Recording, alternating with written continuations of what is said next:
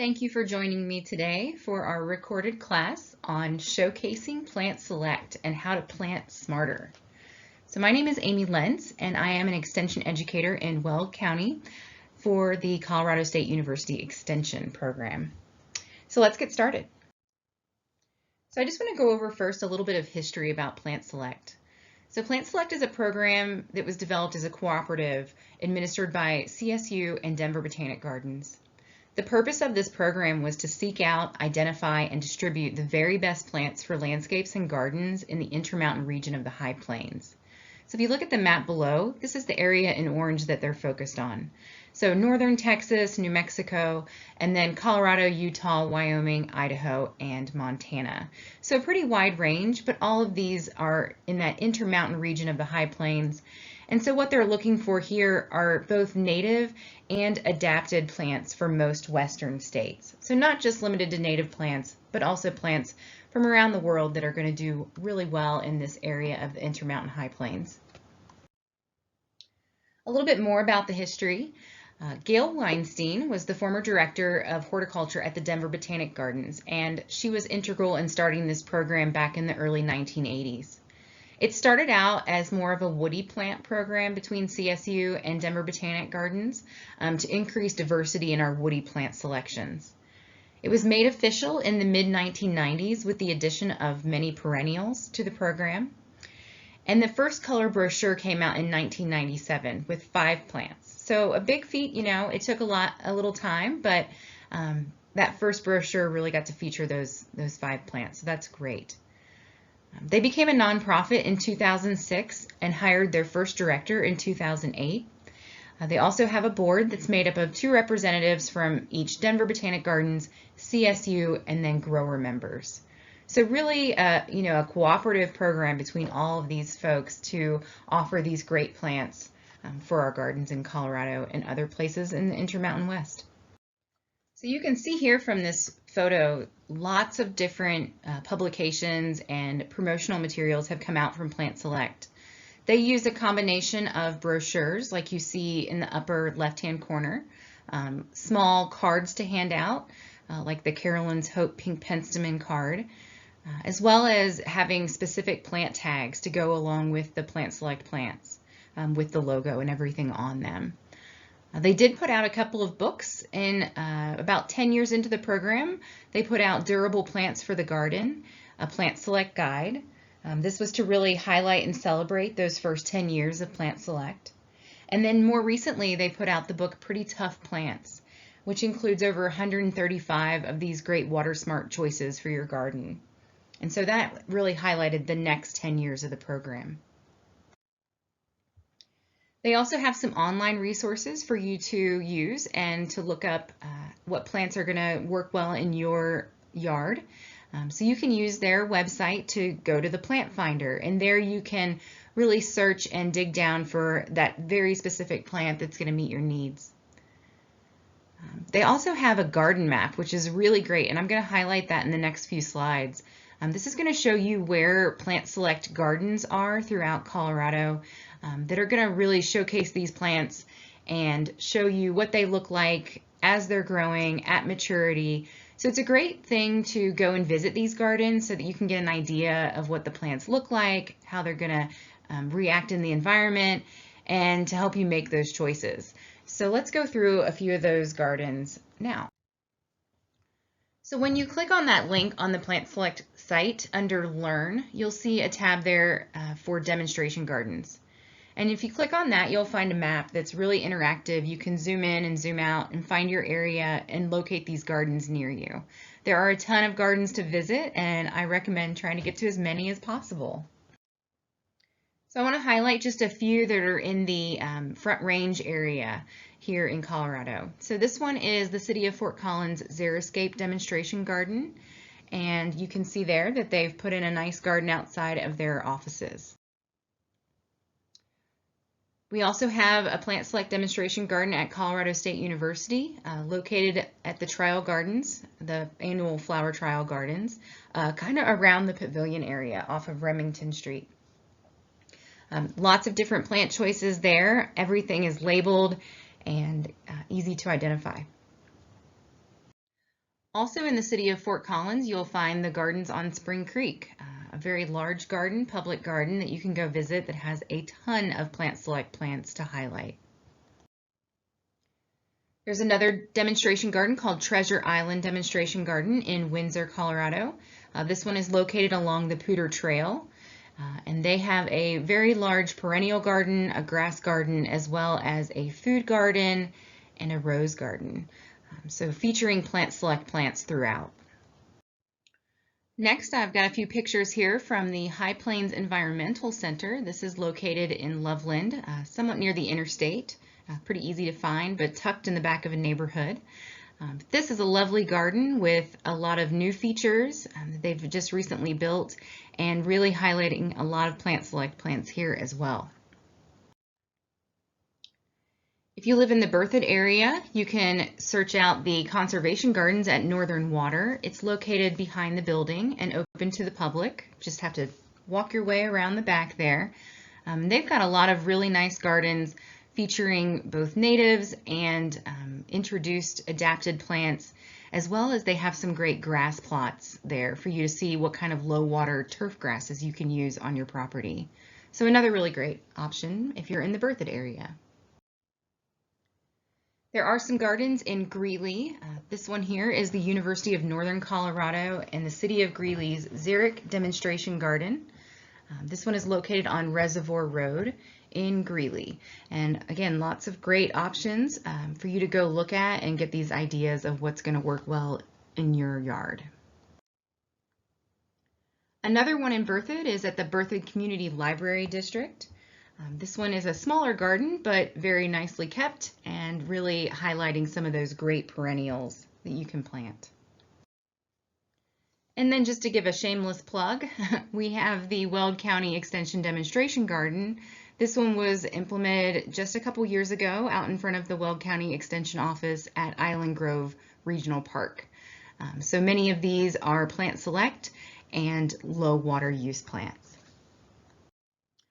So let's take a look at how these plants are discovered and introduced into the Plant Select program. So as you know, here in Colorado, we have a pretty harsh climate to deal with. We've got low humidity, we've got large fluctuations in temperature. We also have things like hail that we have to worry about, as well as other issues, poor soil, a thinner atmosphere, and the list goes on.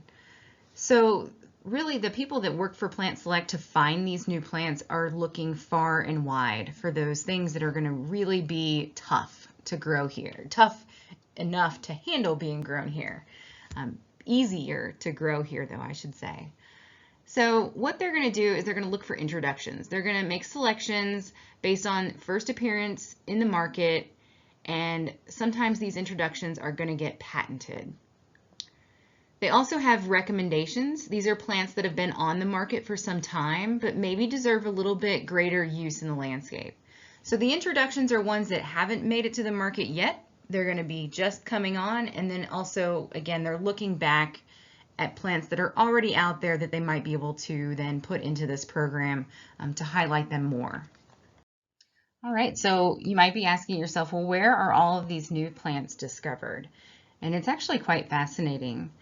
Some of these are original acquisitions where the actual material is obtained from the open market. There are selections from local field collections, selections from international plant collecting ventures, and selections from natural sports within populations of commercially available cultivars that are proven to have good landscape qualities, but maybe underappreciated. So they're looking at things like ornamental plant germplasm from the western United States and regions around the world with the similar semi-arid continental climate, or this steppe climate that we're in. They are also looking at living collections at Denver Botanic Gardens, stuff that's already growing. Is it growing, and is it warranted to be in the Plant Select program because it's a great plant? They're looking at existing local plants, landscape plants that have local significance. So if maybe you have a city or community demonstration garden, they might be looking there to see if there's anything growing that is, again, good enough for the Plant Select program. They're looking at USDA National Resources conservation sites. They're also looking at plant breeding programs. This is a smaller amount of plants. And then finally, the evaluations that come out of these trial plots and production nurseries for several years in multiple locations. So the point is that they're finding these plants from all across the world, as well as locally. They are testing them and making sure that they're going to be good, tough plants that are going to make it through our climate. So just to give you an idea of climates around the world that are similar to ours here in Colorado, you can see that Argentina, that area in far South America, they have a very similar climate. That's the Patagonia area. Also, South Africa is another good spot where they're finding a lot of these plants. And then Central Asia. So this is also a high steppe type climate. So Plant Select is always looking toward the future. So when considering future additions to the program, they have a group of committee members that are recommending certain plants that could be included. They're also keeping a cumulative list so that they can add future considerations down the road. A couple of factors that they really have to consider are availability of these plants and then speed of production. Can they get them onto the market and get them out to the public? So that's something that is definitely being considered. And then, just know that these plants are going through a lot of trials and they're being vetted. And more don't make it through than those that do. So the ones that do, and I'm just going to tag the title of their last book, are pretty tough plants. When they're evaluating plants for the Plant Select program, here are a few things specifically that they're looking for. First, performance in a broad range of garden situations in the Rocky Mountain region. You know that we have very different soils throughout the region, different climates, different elevations, and so they want to find things that have a broad range for everyone. They're also looking at adaptation to the challenging climates of the Rocky Mountain region, as I mentioned. They're also looking at uniqueness. Is this something that's going to be different than what you can find out there already? Another important factor is resistance to pests and diseases. None of us like to deal with that, so if we can have some resistance on the front end, that's great. They're also looking for exceptional performance under low water conditions. Water is a very limited resource out here in the West, and we want to save it and conserve it as much as possible. So choosing those plants with low water needs is really going to help us meet that mission. They're looking for long season of beauty in the garden. So that bloom time, they want to see an extended bloom time. Or maybe if the bloom time is short, we want to see fall color or some other sort of interest that can be seen throughout the garden throughout the year. So maybe that's even seed heads in the winter. Another factor to consider is non-invasiveness. We want to make sure that the plants that Plant Select are recommending are not ones that are going to take over your garden or be invasive to the outside open space that might be located nearby. So then we start to think about, the production of these plants. So can this plant be mass produced? That's a big one. If we can't mass produce it for the market, it's going to be hard to recommend it to the public. So let's make sure that they can be mass produced. Are they going to have longevity in a container? So are those retail outlets going to be able to sell these effectively and with appeal to their customers? They're also looking for current availability from current propagators. Do we have the people behind this that can start to propagate these plants and make them available? Are they easy to propagate? And propagate just means produce more, if you're unfamiliar with that term. But we want to make sure that they're easy to propagate, that they don't take a lot of steps to create new plants. And then finally, availability of images of established specimens for the landscapes. We want to have those images available so that when they do get marketed, that they can be marketed effectively with pictures of mature plants already existing in a landscape. So a little bit more about testing for the Plant Select program. So we test these in Colorado. There's other garden trial sites in other states, such as Montana and Utah. But we have multiple testing sites for the woody plants throughout Colorado. So focusing in on those, we're looking at nursery propagators, growers, university researchers, and plant brokers to all provide feedback on how those woody plant materials are doing here in Colorado. For those woody plants, they go through at least 3 years of trials before either being accepted into the program and marketed, or maybe they don't make it.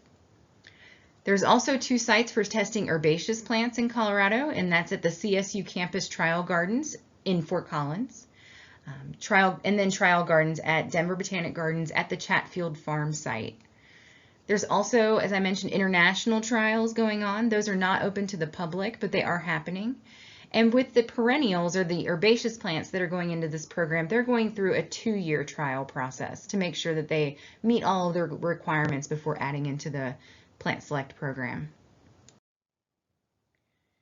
So anytime you're marketing new plants and putting new plants onto the market, there's a lot of legal issues that need to be considered as well. So I'm going to talk for just a minute about naming, production, and royalties. So cultivar names are created for appropriate plant selections, and these are trademark names to promote Plant Select, and these are going to be filed with the U.S. Patent and Trademark Office. The patent for name is sought for those with unique genetics. So those very unique plants, we want to give them a name, like Silverton or Furman's Red for the sage. And so names are usually going to be chosen for this program that are going to relate back to the Rocky Mountain region. Seed production with Plant Select plants is by a single member. Vegetative production can happen with several members growing these things. Commercial organizations, they can pay dues to reserve the rights to propagate plants. And royalties from sale of each plant make up the primary source of revenue for Plant Select. There's a lot of information and a lot of details surrounding production and royalties and naming of plants. And so I don't want to go into too much detail here, but just know that they are trying to focus this back toward the Rocky Mountain region to help promote the region along with these new plants. So let's talk briefly about where you can find Plant Select plants. There's over 200 partners working with Plant Select. Over 95 licensed propagators are propagating plants for the program. And then there's over 60 retail outlets that are offering these plants for sale. So there's a lot of people involved in this process, from wholesalers to landscapers to seed growers. And every year, they sell millions of these plants across the region. So in 2011, I know that's been a while, but over 1.5 million plants were sold in 2011, which is quite remarkable. You can use the Plant Select website to find a local retailer near you that's going to offer these Plant Select plants. All right, so let's get into the fun part of the program. So what I'm going to do now is I'm going to walk you through all the different sections of plants. We're going to start with trees, and we're just going to highlight those Plant Select plants that are available for you to start growing. So the first one on the list is Hot Wings Tartarian Maple, or Gar-An Maple. So for this one, seedling selections were made of many Tartarian maples at Fort Collins Nursery.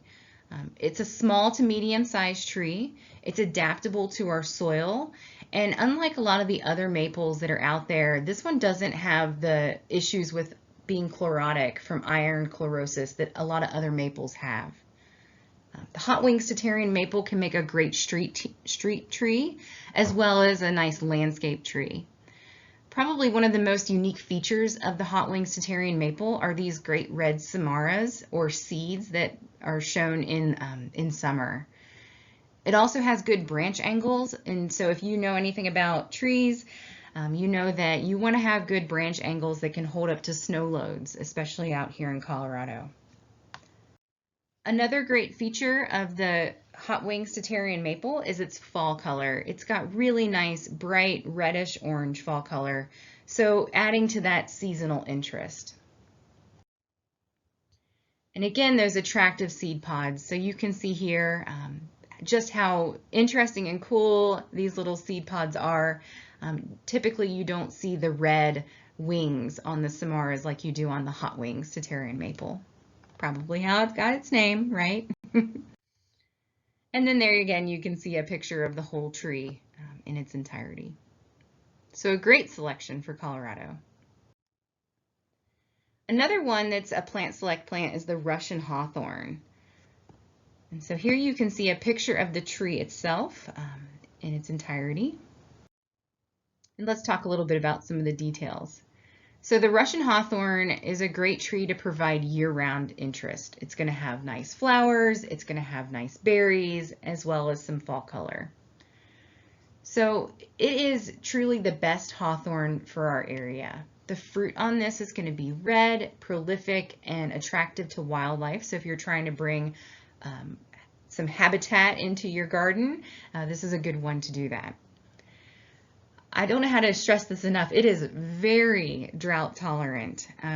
So they actually were growing these up at the High Plains Grasslands Cheyenne USDA Research Station up in Wyoming that went out of production in the 90s. And those trees sat there for a really long time with no care, no water. And when they went back several years later, the Russian hawthorn was doing fantastic. So if you know anything about Cheyenne, Wyoming, it's a pretty rough climate, more harsh than it is here along the Front Range of northern Colorado. And to have a tree that lasts that long with no care is remarkable. So it's a good small to medium sized tree, great for a small space. As our yards are getting smaller, we need to look for these trees and these plants that will fit into our landscapes. It does have white flowers in the spring.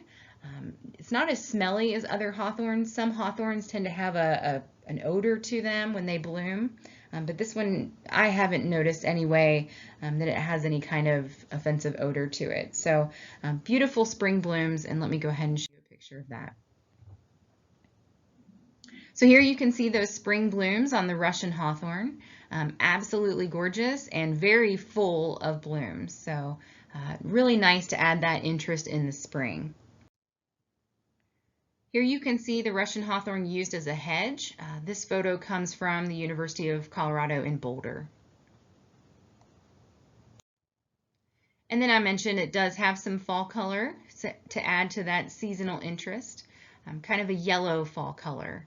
And this photo, although from the tree farm, this photo was taken at the conservation gardens in Berthoud that I mentioned at Northern Water.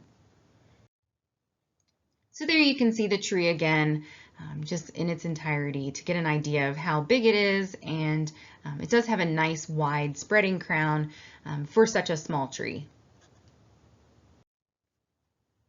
All right, moving on. Next we'll cover the Sucker Punch Chokecherry. This is a newer introduction into the Plant Select program. So this is Sucker Punch Chokecherry. The way it got its name is that it does not sucker like the standard chokecherry. So if you have a standard chokecherry, you know that you get a lot of suckers at the base of the trunk of the tree. And the Sucker Punch, for some reason, does not have that suckering that you see with those. It's a very drought tolerant tree. The leaves on it are very interesting. They emerge in this kind of green color in the early spring, and then they turn to this dark reddish purple for the remainder of the growing season. So in the summer, this tree is actually purple. It has small edible berries that are attractive to birds, which is great.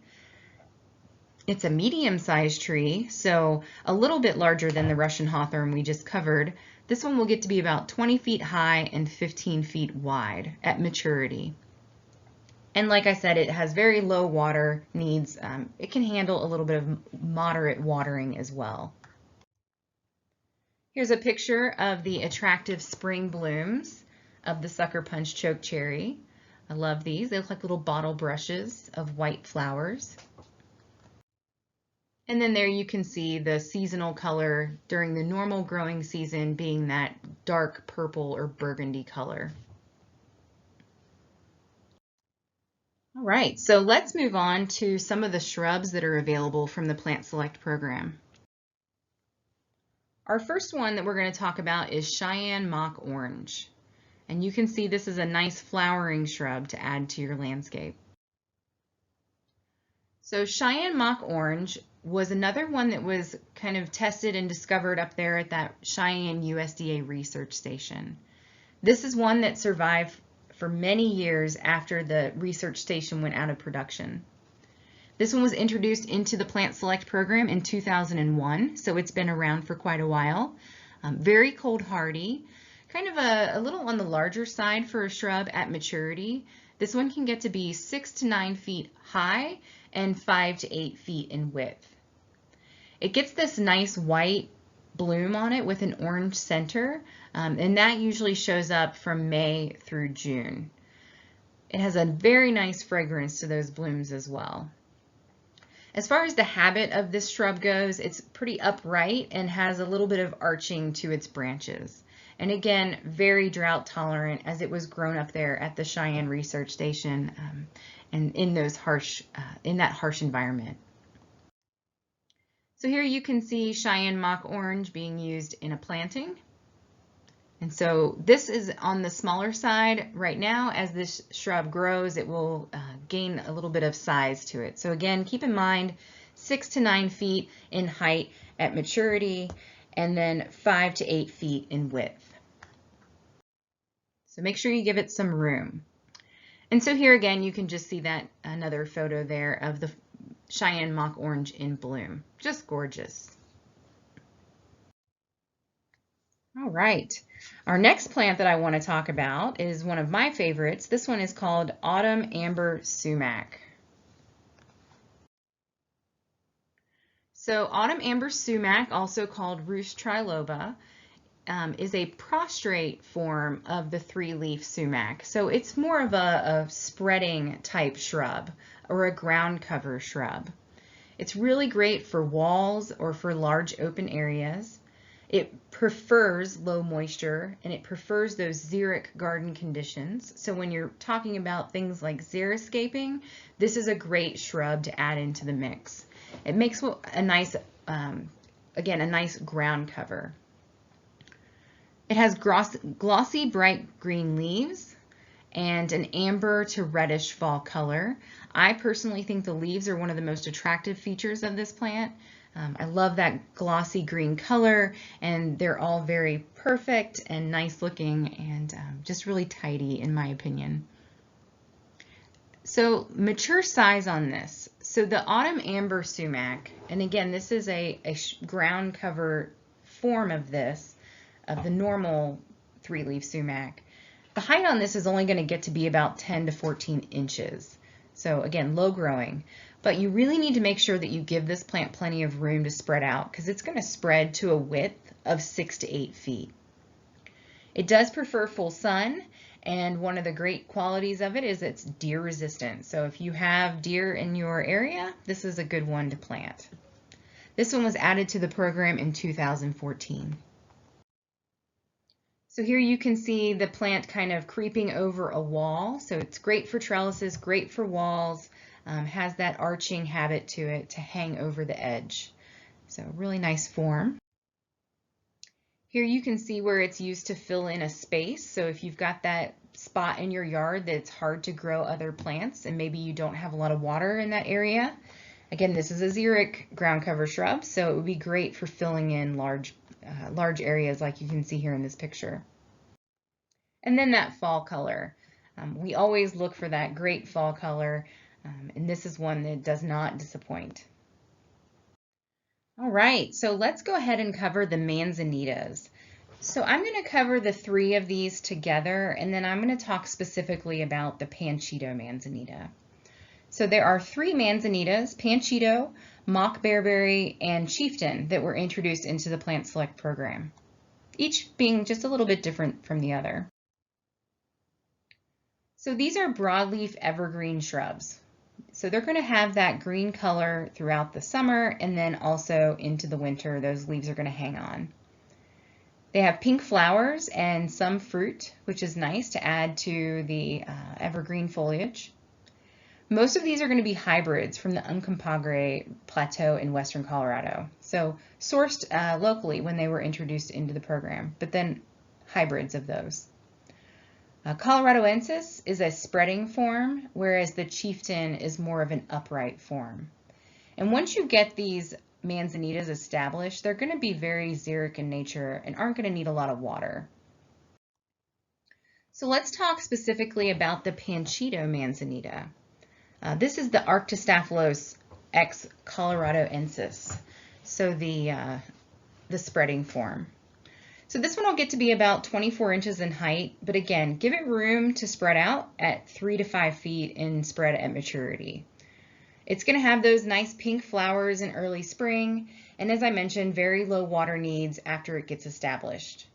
The Panchito manzanita was introduced into the Plant Select program in 2006, so it's been around for quite a while and a very popular choice to choose for your xeric garden to get that evergreen shrub that's going to be low water and do really great in your yard. As far as pruning goes with the manzanitas in general, we don't recommend a lot of pruning.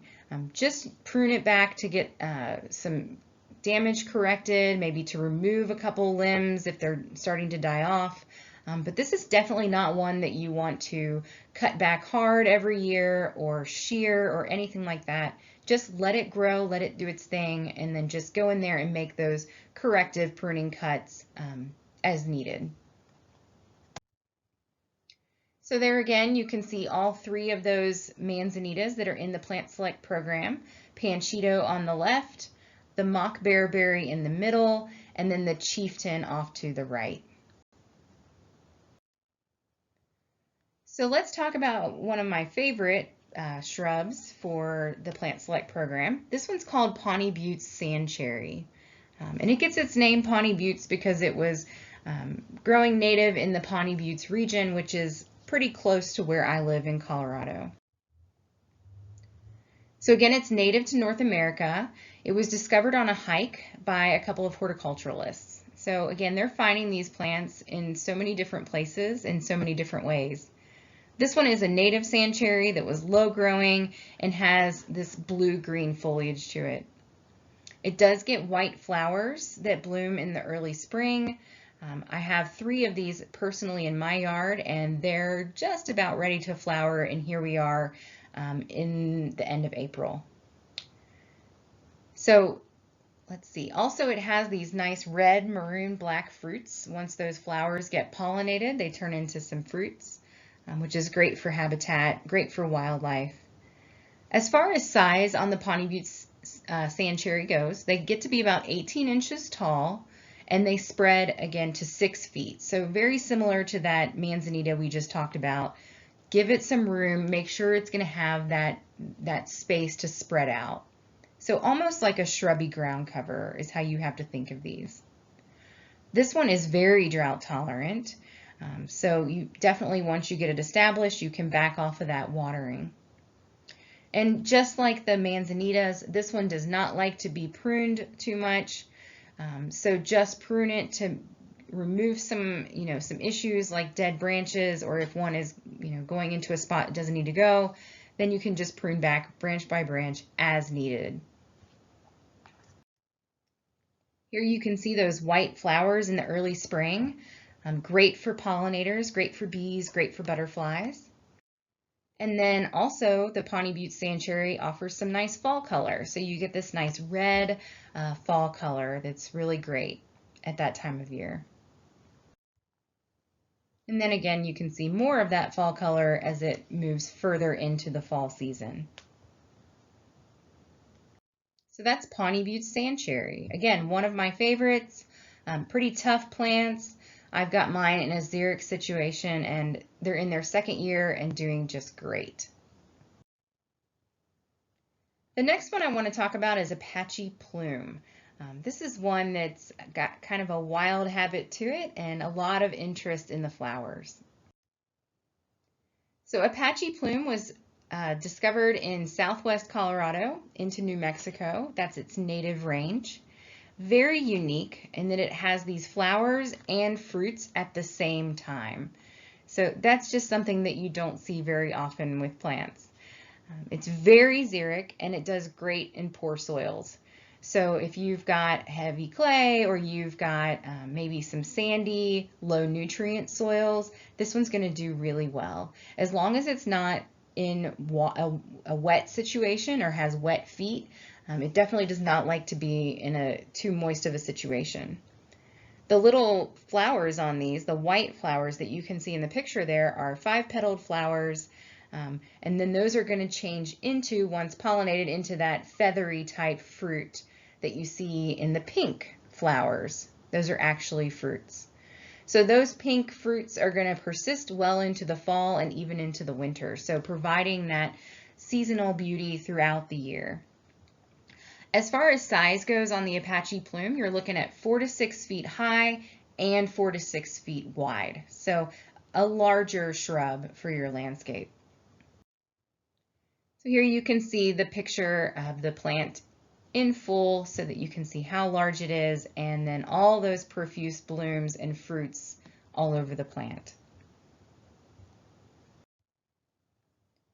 Great, so now let's move into some of the grasses that are offered by Plant Select. The first one we're going to talk about is Blonde Ambition Gramagrass. So this is one that when I first moved to Colorado, I heard all about the Blonde Ambition and how great of a plant this one is. All right, so Blonde Ambition Gramagrass is actually a native selection of blue gramagrass. And if you don't know, blue gramagrass is the state grass of Colorado. So grows really well, it's native to the state, and this one was a selection from that. The blooms, or the seed heads of this grass, are going to sit about 18 to 24 inches tall, and they're going to sit a little bit above the actual blades of grass below it. It's a very drought tolerant grass. This is one that does not want to be in a moist situation or where it's going to get too much water. So make sure you put it into that xeric garden and give it those low water conditions. It's a really nice one to mix with other low water perennials. The seed heads on this have that great blondish yellow color that really contrast next to other colors that come from some of our other perennials. This one keeps its form really well. It keeps that nice tidy look to it, and the seeds stand up well and last throughout the winter. I have a couple of these in my yard, and I just cut them back maybe a couple weeks ago at the beginning of April. And they had seed heads on them when I cut them back. And so, yeah, they lasted all through the winter months, and just really nice to look at when there's really not a lot else out there to look at. So here you can see that Blonde Ambition Gramagrass in front of some other perennials that have blooms to them. I think the one in the back there is some Russian sage, and then some salvia maybe in the front. And you can see just how much those seed heads contrast with those other colors. So again, really great to mix into a perennial border. Here you can see it again, mixed in with some other perennials here. In this case, it's mixed in with some perennials that have a white color to them, and still it stands out and really makes an impact. The next one I want to talk about is Giant Sacaton. So this is a pretty fun plant, very large in size, also very xeric. So a good addition if you've got the room for it. So Giant Sacaton is native to southern Colorado and New Mexico. Again, it's very large in size, so 5 to 8 feet tall, depending on how much water it's getting, as well as 5 to 8 feet in width. So just the nature of this one, I like to call it Cousin It, because it just looks like a big giant mess of hair. But it's actually a really great plant for our low water situations. This one's very drought tolerant. Best kept on the dry side. It does not like to be in a wet situation. If you've got Miscanthus grass, that's one that has a similar form to it, another Cousin It type grass. This is a good replacement for that one if you're looking for a native low water option. Miscanthus itself can handle those higher water situations, so in that case maybe this one's not the good replacement if it has too much water, but if you're looking to back off of that water and get something in your yard that looks similar, Giant Sacaton is a great choice. It has really long, slender, arching stems, makes a good backdrop to other plants in front of it. So you can mix this with your shrubs, or you can use it behind your perennials in a perennial border or in a perennial garden. Here you can see Giant Sacaton. This one is at Denver Botanic Gardens. And you can see it there on the left-hand side, just below that yellow blooming tree there, yellow leaf tree. So yeah, definitely one that's going to take up some room. So give it some space. but a good choice. Here's another picture. Again, I think this one is also at Denver Botanic Gardens. And you know what I love about these ornamental grasses is at the right time of day, the sunlight comes in and it hits those seed heads at just the right angle, and it just lights up the whole plant. So very nice, interesting, and large seed heads on this one. Another great ornamental grass in the Plant Select program is the Undaunted Ruby Muley Grass. This one is really unique just because of the color of its blooms or seed heads. So Undaunted Ruby Muley Grass has a really nice fine texture to it. Again, it has those beautiful pink wispy blooms that are going to add some color to your garden. This is a good one to mix with other perennials. Make sure you put this somewhere where you're going to get that sunlight, especially that afternoon sun that's going to backlight those seed heads and really make it show off. Do keep this one on the dry side. Again, all of these plants with the Plant Select program tend to like those drier conditions. And again, that helps us to meet that mission of lowering our water use along the Front Range and in other parts of Colorado and other parts of the West where water is such a limiting factor. As far as height and width of the Undaunted Ruby Muley Grass, you're looking at about 1.5 feet high, 2.5 feet wide. So again, catching the sunlight, here you can see just how bright red those seed heads get when the sun hits them at the right time of day. And here you can see it with its more pink look to it. But again, nice to mix in with some of those other plants in your garden. And then this picture, I love this picture of the Undaunted Ruby Muley Grass, just so striking. And here they've mixed it in with other grasses, so you can do that as well. The next grass that I want to cover in the Plant Select program is probably one of my favorites. This is the Standing Ovation Little Blue Stem. And it's aptly named because it has interest throughout the year, and at the end of the season it does warrant that standing ovation and applause because it's really great in the fall. So let's talk a little bit about some of the details here on the Standing Ovation Little Blue Stem.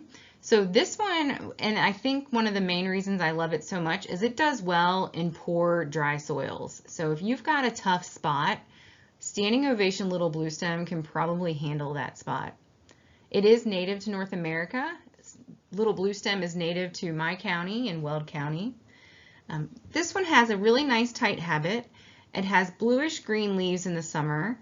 Those leaves are going to change over to a red or a deep purple fall color, and it gets these seed heads that kind of go all the way up and down the stem. So unlike some of the other ornamental grasses where the seed heads kind of stand on top of the grass itself, this one has seed heads all the way down some of those stems. So it really adds a lot of interest, especially when the light hits it at the right angle. As far as height and width for the Standing Ovation Little Blue Stem, you're looking at 2 to 3 feet in height and 1.5 feet in width. So it does keep a little bit of a smaller, I would call this a smaller grass for the garden. So this is why they call it Standing Ovation. So you can see here in June it's got green color, and then as it moves into July, those blades are getting longer, and that green color starts to turn into a bluish green color as we move through the summer. And then in October or in the fall, it just gets that really nice striking red or orangish red color to it. And again, just very, very good fall color. Here's another picture of that fall color for you to see. And I love how some of the blades turn red and some of them are still green, really giving you a lot of contrast and a lot of interest in the landscape. So here you can see Standing Ovation Little Blue Stem planted as kind of a foundation along the edge of this sidewalk, and then more garden plants behind it. But you can see there the size and the habit of this grass. It does tend to keep a nice tidy habit to it. All right, let's move on to some ground covers that are offered in the Plant Select program. So let's talk about ice plants. I absolutely love ice plant. I actually was not very familiar with ice plants until I moved to Colorado about 4 years ago, and I was just I was just in awe of all the different types and varieties and colors, and there's just so many ice plants out there, and they make a fantastic ground cover in our area here in the Northern Front Range. So originally ice plants come from South Africa. So this is one of those plants that's really well adapted to our area, but maybe not, it's not native. That's okay. If you've got a niche in your garden that needs to be filled and this plant is well adapted, that's going to be something to look for. Just because it's not native doesn't necessarily mean it's invasive, so that's good. This one doesn't tend to spread around a lot. It keeps pretty tidy in the garden. So again, it's a ground cover. So the height on this is only going to get to be like 1, maybe to 4 inches tall. But the spread on this is going to be 1 to 2 feet in width. It is full sun to part shade, so it will handle just a little bit of shade. It's going to bloom better in the full sun. But it's got these nice succulent green leaves as well. So just interesting all around. It does prefer well-drained or sandy soils, so make sure that you provide that well-drained soil for it. And it's super easy to care for, again, with those succulent leaves.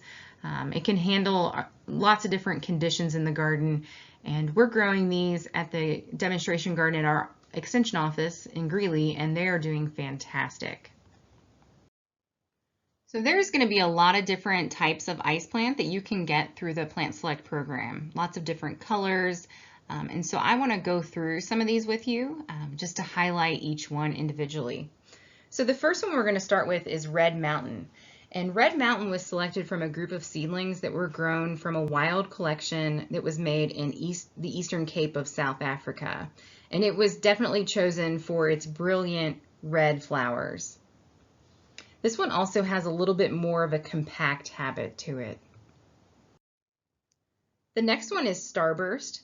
This one was introduced by Panayotis callidus at Denver Botanic Gardens from seed that was collected in the Free State province of South Africa in 1996. Next we have Table Mountain.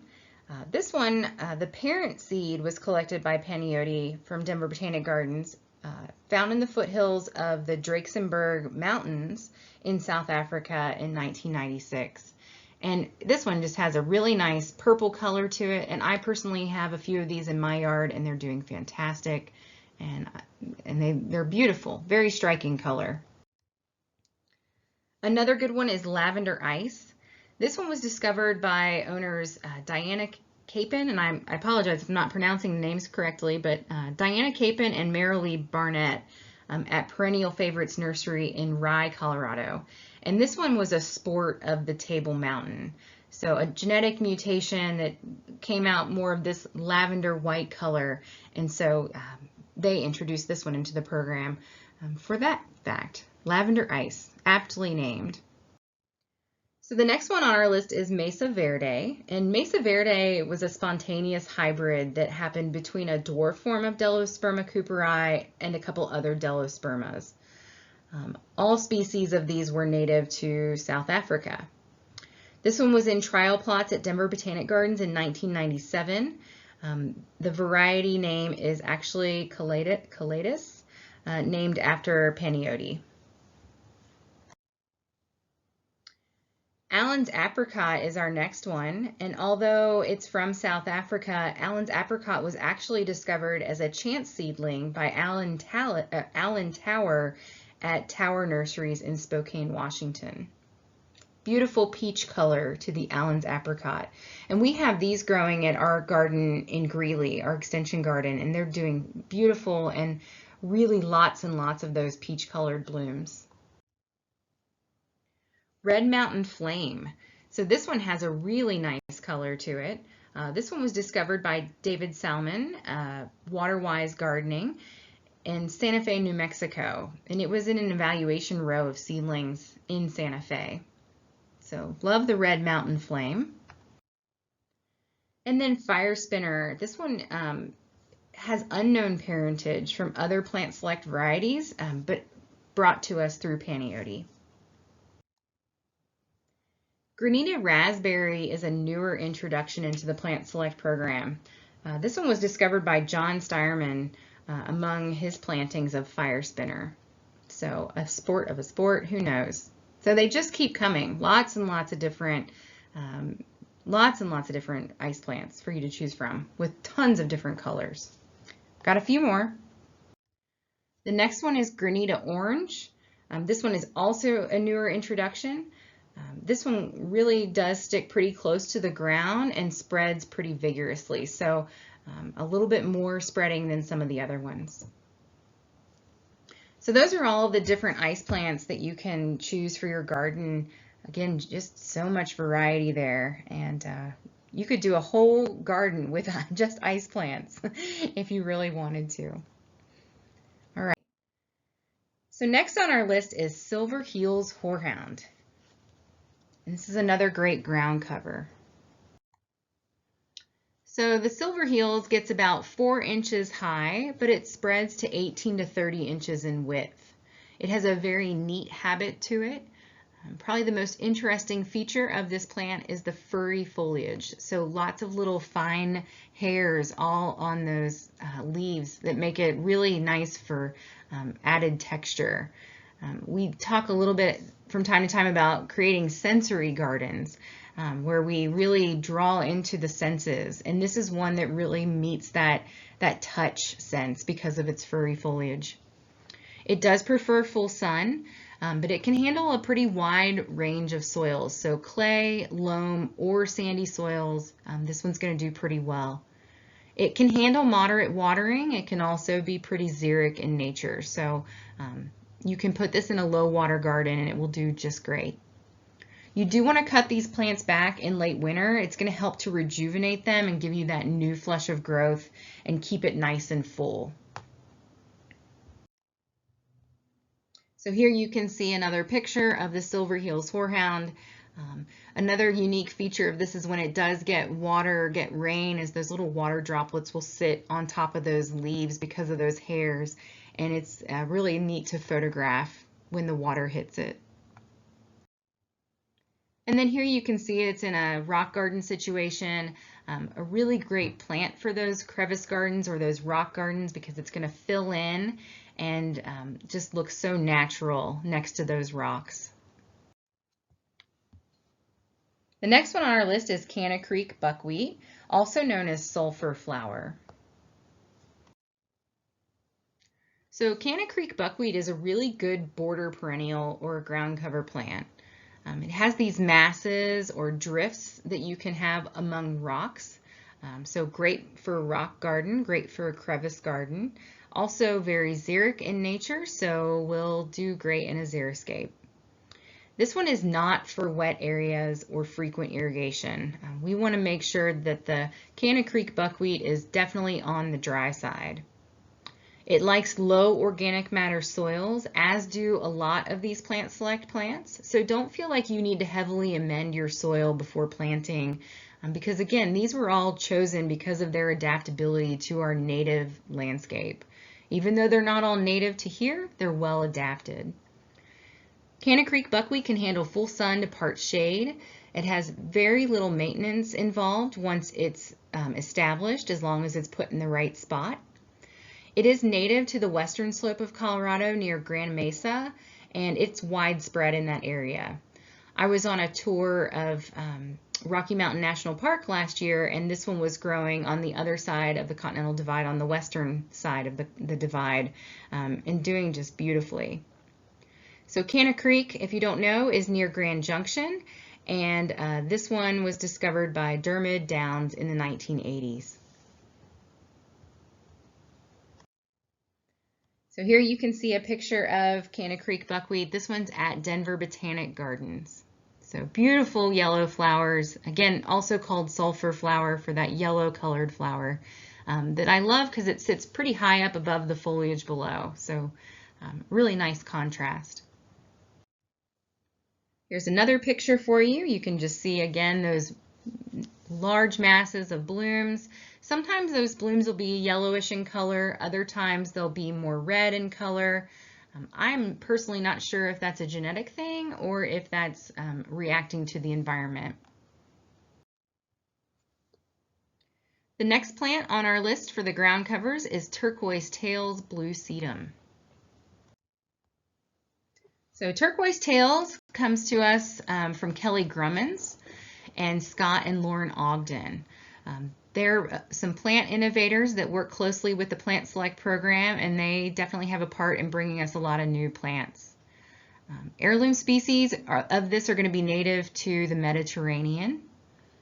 It's a kind of a succulent plant with these spiky succulent leaves, small clusters of creamy yellow flowers that then rise up above those succulent leaves. This is one for a xeriscape. It definitely likes that low water situation.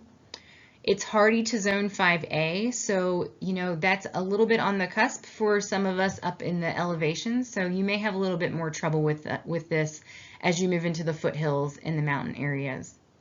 But this one is very low maintenance. We have several of these at our demonstration garden in Greeley, and all doing fantastically well. We do have them in a mulched situation, which I didn't think they would do well, but they have done okay. But they'll also handle a rock mulch or the organic mulch, and I think they'll do just fine. But again, very low maintenance and deer resistant. Again, you gotta love that. So here's those nice succulent leaves in a spiral pattern. It almost looks like a house plant, like that kind of a succulent that you'd have indoors, but this one's for the outside. And then there you can see Turquoise Tails Blue Sedum in bloom. Again, that foliage below is going to have a blue-green color, and then those flowers that sit up higher are going to have that creamy yellow color. Another good ground cover from the Plant Select program is Turkish Veronica. And so let's go ahead and talk a little bit more about this one. So Turkish Veronica is actually native to the Pontiac Mountains in northeastern Turkey. So again, these plants are coming to us from all over the world. This one was introduced by the University of British Columbia in an expedition to Turkey that was led by Roy Davidson, James McPhail, and John Watson way back in 1977. They discovered this plant and it's got a lot of really neat features to it. So it's full sun to part shade, so that's something to consider if you've got that area that gets a little shady, or maybe it gets morning sun and afternoon shade. This one would do okay in that kind of a situation. It does well in all soil types, but it does best in a really well-drained soil. This one's a really great ground cover that you can mix in with your flagstone or your patio pavers, as I showed you in the picture before. And I'll show you that picture again here in a few slides. It can also be used as a nice border plant. I have this one planted along a patio, the edge of a patio, to kind of soften that patio edge that's really hard otherwise. And the leaves on this are actually going to be evergreen, and they have this purplish hue in the winter. But what's so great about it are these blue flowers that it gets. It's not a very extended bloom period, but when it does bloom, it's just really nice to look at. So here you can see it mixed in a rock garden or used as a border plant. So it will tend to spread. Again, these are ground covers, so give them room to move around and spread. Here you can see it in more of a landscape bed situation. Notice here it's in that bark mulch, and it's still doing pretty well. And I love the bloom time in early spring is kind of right around the same time as some of those other spring bloomers. So you can see those, I believe those are daffodils popping up through the Turkish Veronica there. And then here it is in that patio paver situation where you can actually just plant these in between the pavers and they will fill in really nicely and softens up those flagstones. So just something really cool. Love that. There are a couple other Veronicas that are offered through the Plant Select program. There's Snowmass Blue-Eyed Veronica on the left, and then the Crystal River Veronica on the right. Just a little bit different bloom color for these guys. So more than one Veronica from Plant Select. All right, so now let's go ahead and cover some of the perennials that are offered by Plant Select, and there are a lot of them. So I'm going to do my best to cover most of them here today. So here we go. So let's start with the penstemons. So the penstemons are really xeriscape royalty. They love those xeriscape conditions. There are over 300 different species of penstemons out there in the world. They will naturalize if you leave them to go and reseed. The seedlings are usually more vigorous than the parent plant though, so just know that. They're very attracted to pollinators. They prefer low organic soils. Even sandy or gravelly soils are preferred by the penstemons. And so these are ones that really like a gravel mulch or a rock mulch compared to an organic mulch like just regular wood chips or bark mulch. They really don't like that organic matter, so give these guys more of that, again, that gravelly inorganic mulch situation. You can also tuck these into rock gardens next to walls, and they'll do just great as long as, again, they have that good drainage. They don't like a lot of competition though, so you can put penstemons next to themselves, but give them some room to breathe. They don't like to be crowded in the garden. And then finally, make sure they have full sun because that's where they're going to do and look their best. So I'm going to go through a bunch of the penstemons with you today. So the first one we're going to cover is called Prairie Jewel. Prairie Jewel has really big flowers, giant flowers that are white to purple. They kind of have a variety of different colors to them. You want to make sure you're deadheading these for the first 2 years. That's going to help make that parent plant stronger and bigger in the long run. They're early summer bloomers, so you'll find those blooms early on, and they get to about a height of 3 feet in size. So here you can see that Prairie Jewel, and again, just that variety of colors that those blooms come in. The next one is Silverton penstemon. This one gets to be a height of about a foot, 12 inches or so, but it spreads to about 16 inches, so a little bit wider than it is high. It's shorter in general compared to the other penstemons, and it has more of a mat-like growth habit to it. Blooms on this are going to show up in May and June, and they're going to have that nice periwinkle bluish color. Grand Mesa is our next penstemon that we'll talk about, and I should mention that another name for penstemon is beard tongue, so you'll see that quite often. But Grand Mesa is a strikingly blue flower on the penstemon. This one gets to be a height of about 24 to 30 inches, and it's actually native to western Colorado. This one will bloom for you from anywhere from April through June, so a little bit earlier in the season as far as bloom goes. And as we move through these perennials, we're going to cover in the next section, we're going to cover salvias, and then we're going to cover hyssops. And when you match penstemons, salvias, and hyssops together in your garden and have a variety of those, you'll tend to have blooms throughout the year. So I'll mention that again when we get to the salvias. The next one on our list is Stepson's Sunset Glow penstemon. This one is actually a newer introduction into the Plant Select program, just introduced in 2019. It has a very long bloom season from summer through early fall, so this one actually blooms later than some of the other penstemons. The height on this one, again, it's going to be on the shorter side, so just 12 to 18 inches in height, but it will spread to about 24 inches or 2 feet. The next one we'll talk about is Desert Beard Tongue. This one is nearly evergreen through mild winters, so those leaves will tend to stay green for quite some time. It has a nice deep pink or kind of a light pink to a deep pink bloom that stands up above those coarser leaves than some of the other penstemons, a little bigger on the leaf size.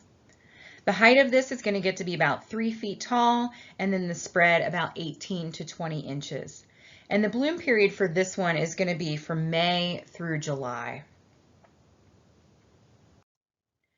Bridges penstemon is our next one.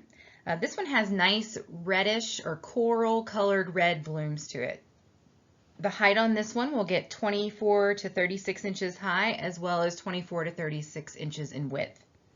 This one is a summer flowering type, so right in the middle of the growing season, you'll see this one covered with these profuse amounts of flowers. And it was introduced into the plant selection program in 2006.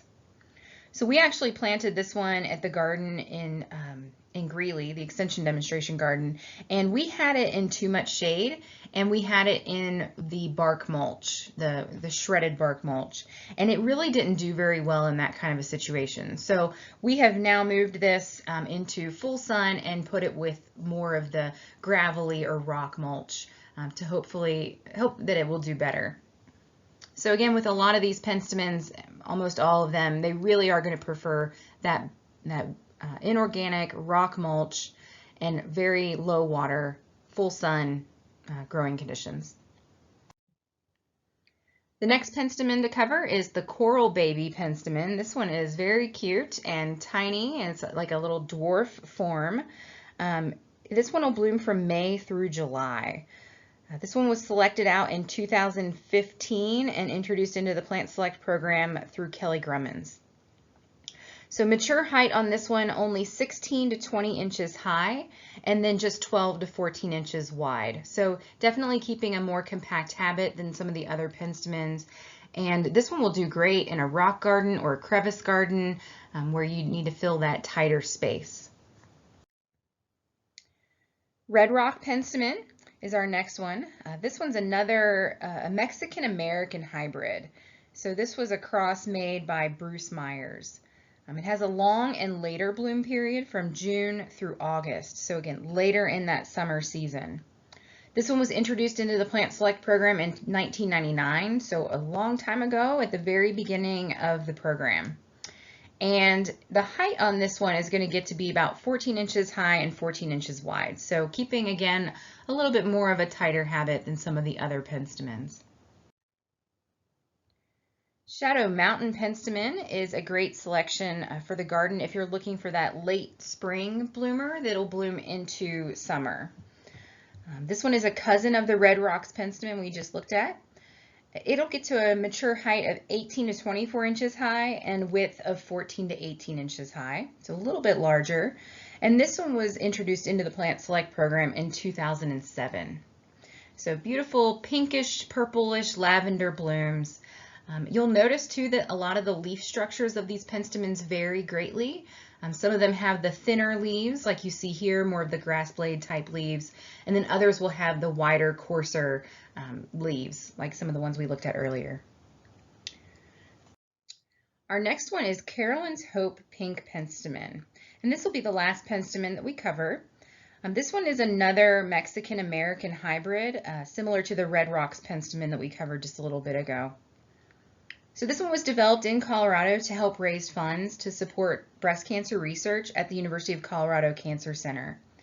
And this was introduced into the Plant Select program in 2014. The height and the width on this will be 14 to 18 inches high and then 12 to 14 inches in width. So kind of a medium-sized penstemon for you. And this one is going to be a summer bloomer. So look for this to bloom profusely through that middle part of the summer. So next I want to cover with you the sages or the salvias. And just like the penstemons, there's a lot of these out there. And there's a lot of these in the Plant Select program. So let's talk about them in general, and then we'll split out and talk about some different ones individually. But these are going to have, just like the penstemons, lots of different types, different sizes, different colors, and different bloom times. You want to make sure with your salvias or your sages to deadhead the first season, and that's going to help promote crown growth going forward. You can plant these in the spring, and they should be fully established by the fall. Definitely putting out much better growth the second year. And don't forget that even though these plants are xeric in nature, that first year you do need to water them more often to help them get established. Then in the second growing season, you can back off of that water a pretty good deal. No matter what, if we did have an extended period of drought and you haven't been providing water to your xeric plants, they can always benefit from a little bit of water during those extended periods of drought. So xeric doesn't necessarily mean no water, it just means really low water. So just keep that in mind if we should end up in a drought situation. So with your sages and salvias, the soil should have really good drainage. Also in the winter as well. They don't like to have wet feet, no matter what time of year. Also, with the maintenance on the sages and salvias, you can prune them in spring to remove some of those old stems, and prune just above the woody part of the stem, not cutting them too far back to the ground. So let's go through them individually. This one's called Windwalker Royal Red Salvia. This was introduced into the Plant Select program in 2015 by Kelly Grummins.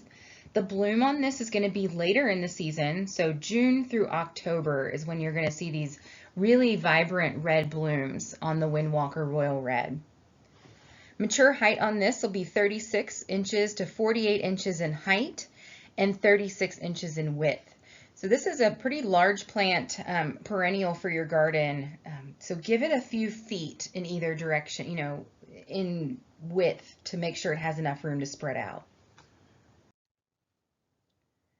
Windwalker Desert Rose Salvia is closely related to the other Windwalker, but this one is a little smaller, so just 18 to 24 inches in height and width. This one's going to bloom May through October, so a nice long bloom period, which is really great. And the blooms on this one, as you can see, are a nice pink color. This one is introduced into the Plant Select program just last year in 2019. Our next sage on the list is silver sage. So again, just like those penstemons, you're going to see a lot of different leaf textures and leaf shapes with the salvias and the sages. Similar to like you saw with those penstemons earlier. So silver sage is on the larger side for the sages. This one will get 24 to 36 inches high, 18 to 24 inches wide. This one flowers in the early summer, but really this one's more, I think, attractive for its foliage. It's just got this beautiful, fantastic silvery foliage that's fuzzy and hairy. Again, great for a sensory garden where you're trying to incorporate those senses into your garden like touch. It was introduced into the Plant Select program in 1997, so quite a while ago. The next one on our list is called Wild Thing Sage. This one is 18 to 24 inches in height and width, blooming from June through October. And it's actually more of a woody perennial, so you'll definitely notice a woodier texture to the stems of this one. The blooms on it are very vibrant pink, and this one was introduced into the Plant Select program in 2005 by Tom Peace. Next we have Mojave Sage, and for me, this is one of my favorites. I love the contrasting colors of the purples and the blues in the blooms, along with that silvery green foliage below. This one is very aromatic. It has a lot of scent to it, so again, great for a sensory garden. The height on this one will get to be 18 to 24 inches high, and the width will be 24 to 30 inches in width. This one blooms mid to late summer, and it was introduced into the Plant Select program in 2005. You can see here that this one is very attractive to hummingbirds as well. So with a lot of these plants, they're going to bring in a lot of pollinators, whether they're birds or bees, and habitat into your yard, which is great. Furman's Red Sage is our next one. Again, lots of sages, lots of penstemons, but Furman's Red Sage was introduced into the Plant Select program in 2005. And this one gets to a height of 18 to 24 inches in all directions. So, you know, kind of that mid-size perennial for your garden. The bloom time on this one is going to be June through October. And again, very attractive to the pollinators. I believe that's a sphinx moth there in the photo. Platinum Sage is our next sage or salvia. This one is a little different. It's definitely on the smaller side. So only 8 to 12 inches in height and 12 to 18 inches in width. This one's really great for edging or for rock gardens.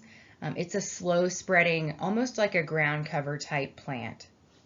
The bloom on this one's going to show up in early summer and last through the summer months.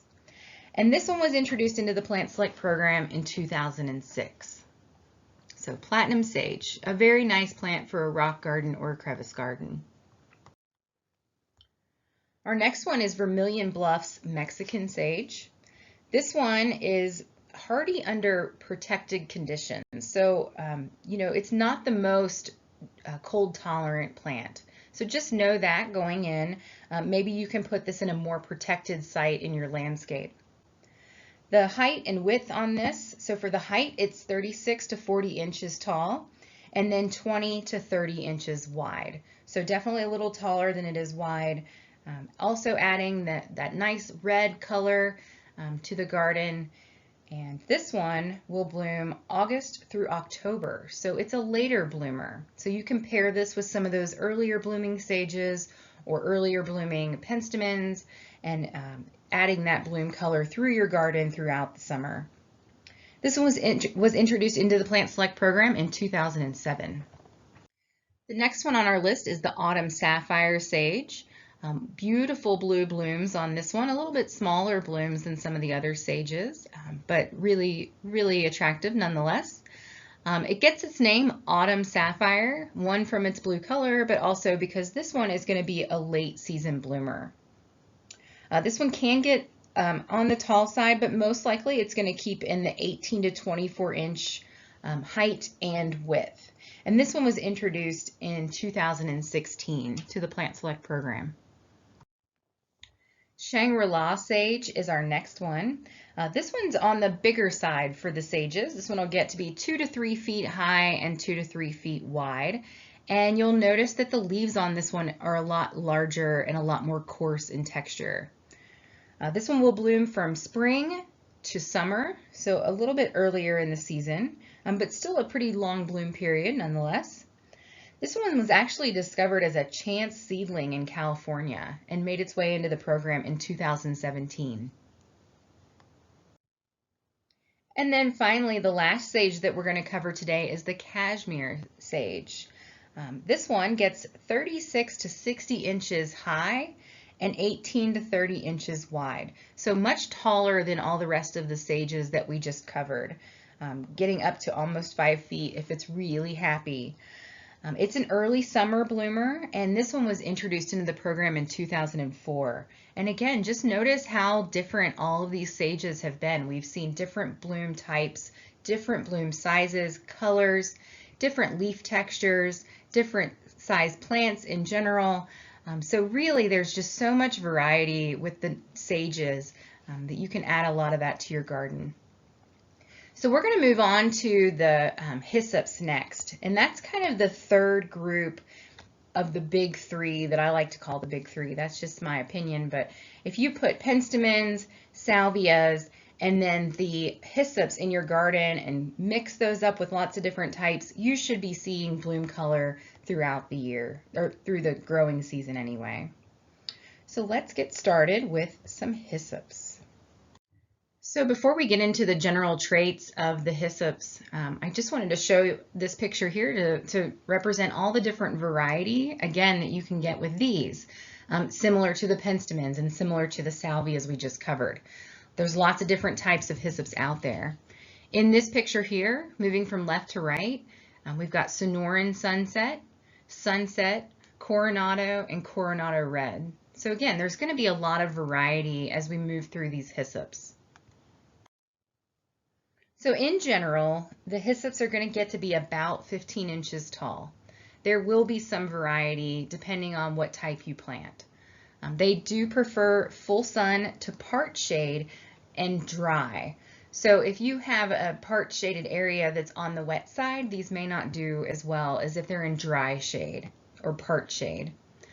As far as soils go, they like loams or sandy soils. The hyssops really don't do as well in a clay soil situation. So make sure that soil is really well drained and low in organic matter. You want to wait to cut your hyssop back until the old growth, or wait to cut back that old growth until the new growth is a few inches tall.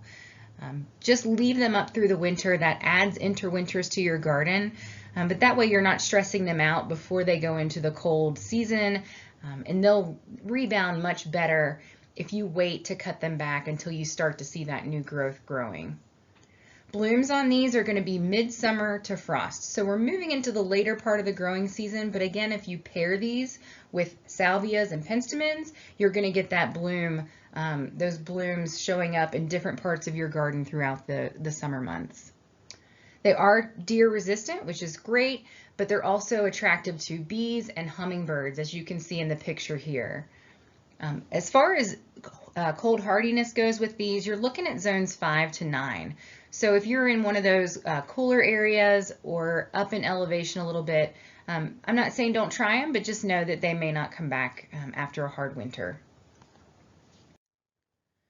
So we've got Sunset. This one here is Sunset. We've got Sunset, Sonoran Sunset, Coronado, and Coronado Red, and we're going to cover all these.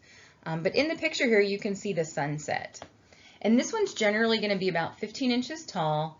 Again, full sun or part shade, sandy soils, and very attractive to those pollinators. So just a really nice color here. I like they have like a corally orange bloom, but then the base of that bloom is going to have more of a purple tone to it, really creating that sunset look.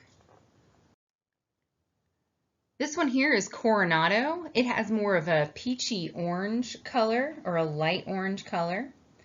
Another great addition to the garden. You can see here it's mixed in with some other perennials and it really stands out well. And then again, the Sonoran Sunset, we didn't cover that one. That one's the dark pink one on the left. A little different type of bloom on that one. And then the Coronado Red is very similar to that orange colored Coronado, but just more of a red tone. All right, so let's move into some other perennials that are going to do well in your garden. So let's talk about the columbines next. So we're going to cover Denver Gold and Remembrance. So Denver Gold is a yellow selection that's native to Colorado, Utah, New Mexico, Arizona, and northern Mexico. Remembrance is a hybrid that was derived from the Colorado state flower that honors the memory of the students and teacher at Columbine High School who should never be forgotten. So proceeds from the first 3 years of sales of the Remembrance Columbine actually benefited organizations that promoted diversity and tolerance in school. So you'll see that quite often with Plant Select is that they create these plants and name these plants after things that really need more attention and also to help raise money for different organizations. So with your columbines, no matter which one you decide to choose, remove the spent flowers to prolong the bloom time and keep it looking good throughout the summer. It's going to bloom late spring through summer if you do that. It will probably bloom just fine even if you don't have time to keep deadheading it as well. As far as size on these, about 2 feet in height, although Denver Gold can get a little bit taller. And then the spread on these is just about 1.5 feet. They do like part sun, maybe a little bit of shade, and they may self-seed, especially the yellow Denver Gold one. So you might find a columbine pop up where it wasn't last year, but that's okay. So here, just reiterating some of that, remove those spent flowers to prolong that bloom time. There you can see the different height and width, and again, they might self-seed. So that's Remembrance in the picture in front of you. All right, moving on, let's talk about the sun daisies, or the osteospermums. That's a mouthful. I don't expect you to pronounce osteospermum. So let's just go ahead and call them sun daisies for the talk today. We're going to cover these three, Avalanche White, Purple Mountain, and Lavender Mist. So in general, these sun daisies really do form a nice mat of rich green leaves, and then those daisies pop up above them. They're going to bloom pretty profusely from late April through midsummer. You can actually treat these like the columbines where we just talked about deadheading them, and that's going to encourage longer bloom time. So you could potentially push those blooms into late summer until frost. So really extending that bloom period. So these are not native to the United States. They actually come to us from the Drakensberg Mountains of South Africa. And so, again, we're sourcing these plants from all over the world to try to find things that grow really well in this harsh climate that we live in. The size on these, for the two in the picture here, the Purple Mountain on the right gets to be about 12 inches by 12 inches in height and width. However, the Avalanche White on the left is 12 inches in height, but 24 inches in spread, maybe even more. So give the Avalanche White a little bit more space in the garden to spread out.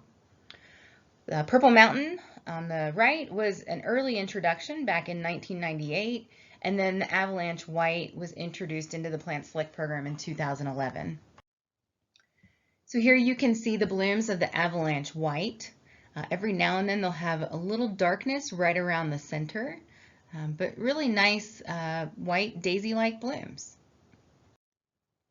Here's the Purple Mountain, nice kind of a lilac purple color and profuse bloomer, and you can see that in front of the Colorado State Capitol building.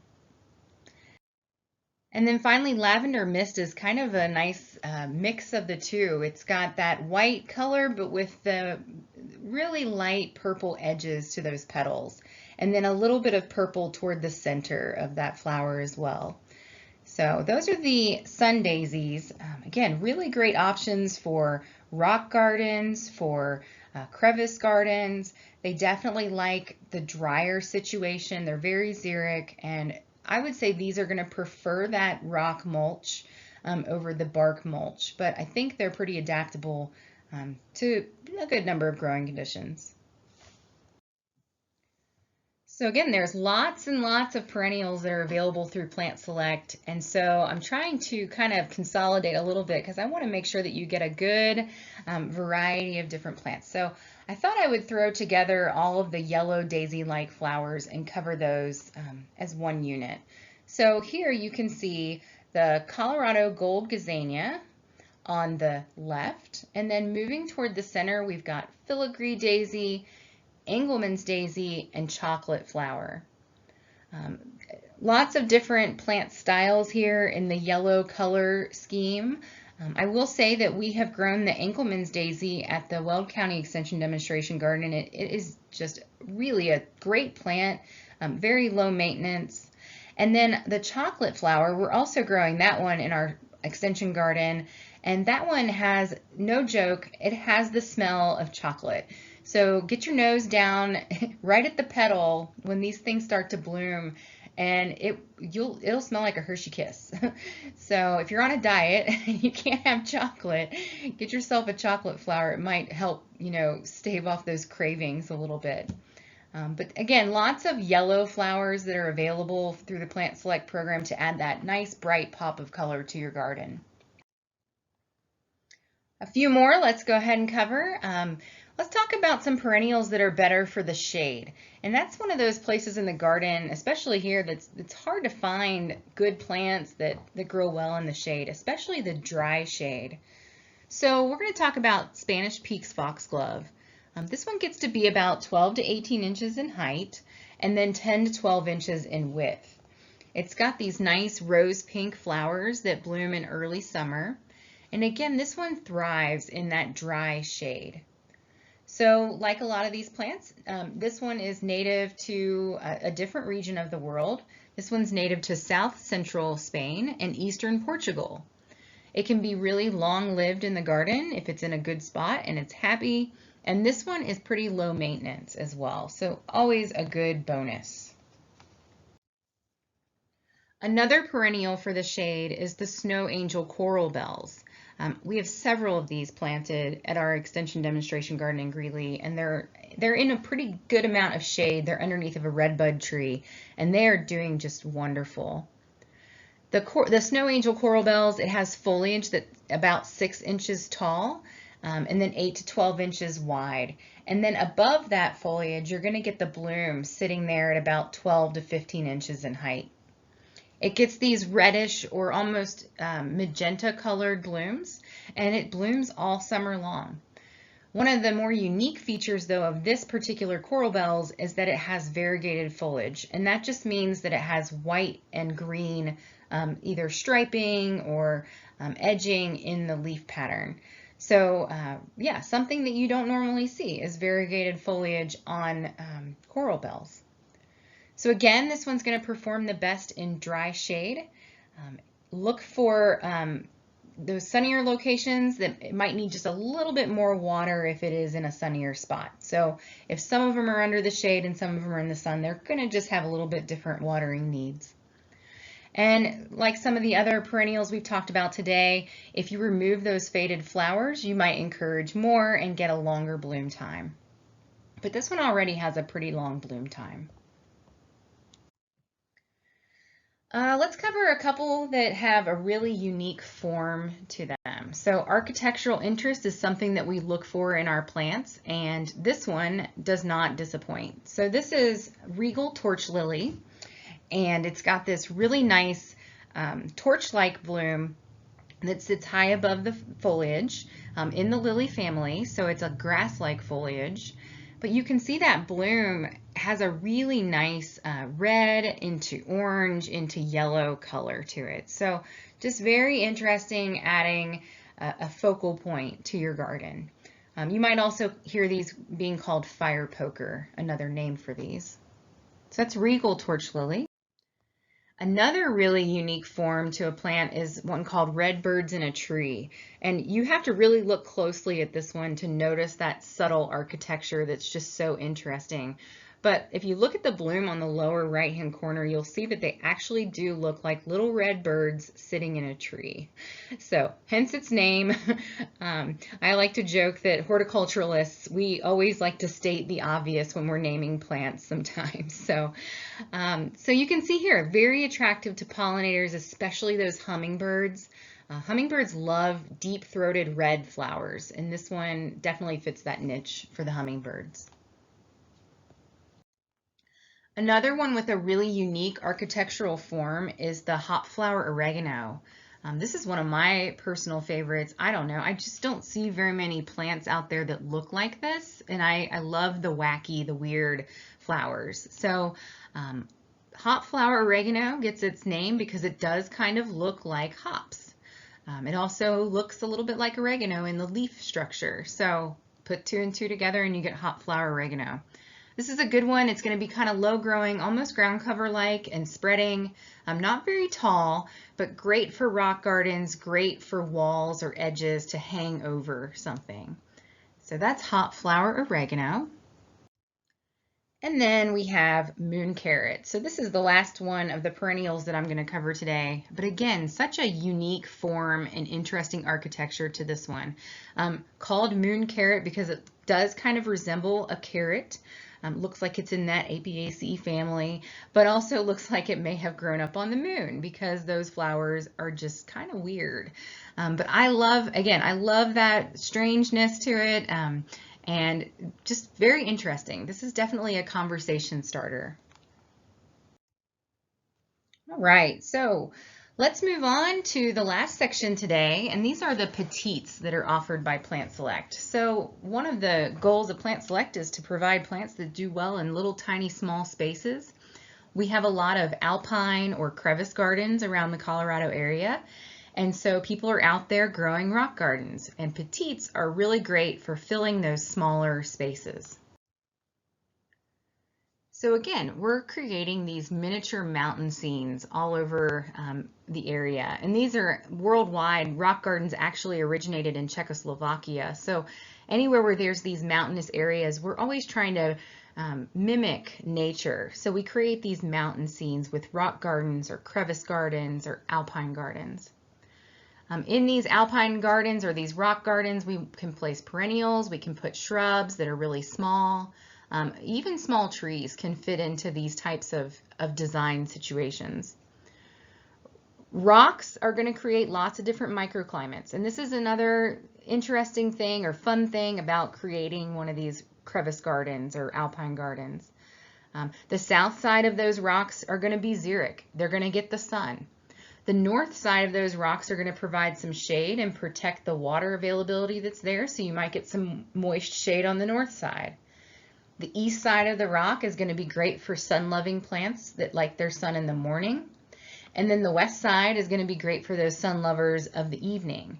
So that's just part of the fun of creating rock gardens, is that you get to create these miniature scenes with all these different little microclimates, and you can just tuck so many interesting plants into those different niches to create that cool scene. So let's go through just a few of these in the next slides. So I just want to show you a few of the options that you can use in an alpine garden. So let's look at the Scott's Sugar Bowls first. That's in the upper left-hand corner of your screen. Scott's Sugar Bowls is just a cute little plant, not very big in size at all, maybe 6 inches, maybe 8 inches tall. But what you'll see is those blooms actually hold up high over top of that foliage, and then the top of that stem kind of nods over and it holds on to that cute little blue or periwinkle blue bell-shaped flower. In the middle there, you'll see the blue jazz pinyon pine, and this is actually a very dwarf tree. Pinyon pines are native to Colorado, and this one was selected out for its nice bluish needles on it. And pinyon pines really don't like a lot of water, so put this in a dry area, and also know that the growth rate on this one is really slow, so you might only see an inch of growth, if even a year. So it really does keep a nice small shape to it. Dwarf beachhead iris is there on the upper right.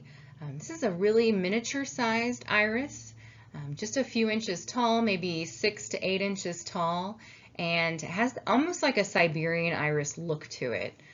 So dwarf beachhead iris, a really great addition to add that iris look to your garden, to your rock garden. And then in the lower left, you'll find Moroccan pincushion flower.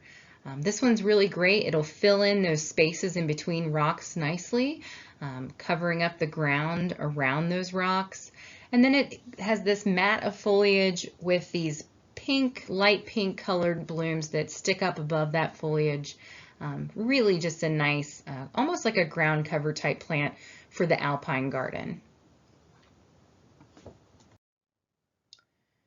So there you have it. We've covered a lot of different plants today. All of these plants can be found in the most recent edition of Plant Select's book called Pretty Tough Plants. It covers 135 resilient, water-smart choices for a beautiful garden. And that's really, these books are really great. Lots of good pictures, lots of great information. Earlier, before Pretty Tough Plants came out, they had put out Durable Plants for the Garden. That covers, again, the first 10 years of Plant Select. So you'll find some of the earlier introductions in that book.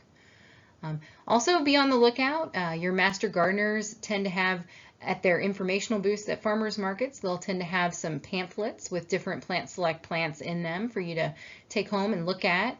And those will usually highlight the different introductions during the different years. And then always look for those Plant Select tags when you're at your local nursery to find these specific plants to grow into your garden.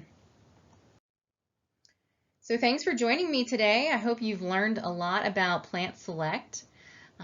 If you have any questions, you're welcome to email me at alentz@weldgov.com. And hopefully you can go out and check out some of these demonstration gardens, get a feel for what these plants look like, how they grow, and then implement them into your own landscapes. So thanks a lot. Happy gardening.